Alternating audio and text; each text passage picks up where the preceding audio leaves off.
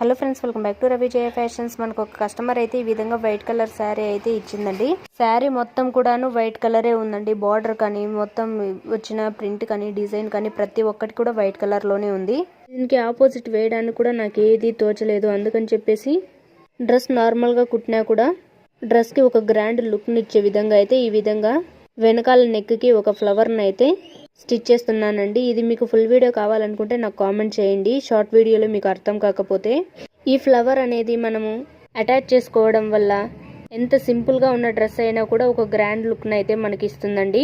ఈ ఫ్లవర్ ని మనం ఈజీగానే సింపుల్ గా ఒక 10 minutes లో అయితే రెడీ చేసుకునేయచ్చు. అలాగే ఈ ఫ్లవర్ ని చిన్నపిల్లల డ్రెస్ కానీ ఫ్రాక్స్ కానీ ఫ్రంట్ సైడ్ పెడితే ఇంకా లుక్ అయితే చాలా బాగుంటుందండి.